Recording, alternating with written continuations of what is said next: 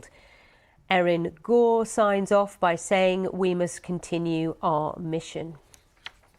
Well, I'm joined now in the studio by Mohamed Taha, who is, of course, from BBC Arabic. Good morning to you, Mohamed. A new week begins, and let's start with the talks that have resumed once again. What are you hearing about those talks? So a delegation from Hamas went to Cairo at the moment to discuss the latest Israeli proposal.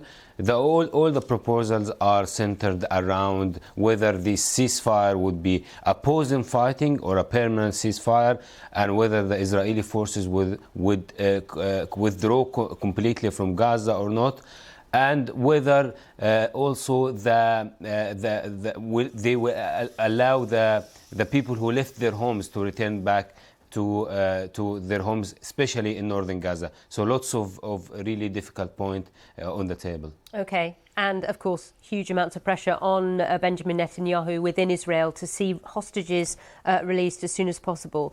As far as the aid is concerned, we were hearing just now from the Israeli Defense Force that they've really increased the amount of aid coming into Gaza. And yet, of course, we're hearing these horrific stories of children dying from famine.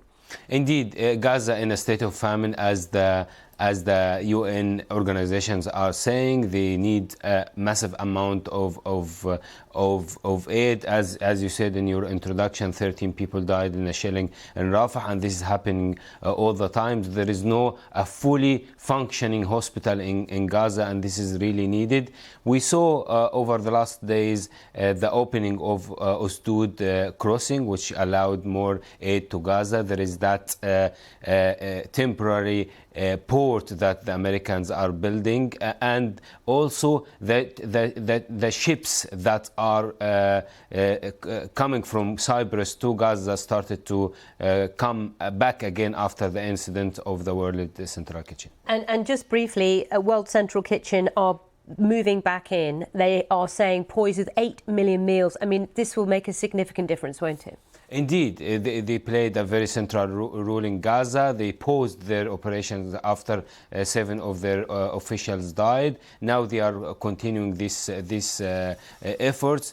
It looks like Israel is really keen to do that, as they are accused of violating the humanitarian international law by not allowing the aid in Gaza. That's why we are seeing these actions are happening. Okay, Mohamed, thank you very much again for giving us the very latest. Well, as the diplomatic efforts to secure a ceasefire continue, the United Nations is warning of looming famine in northern Gaza, as Mohamed was just outlining, where it is saying that 70% of the population is facing catastrophic hunger.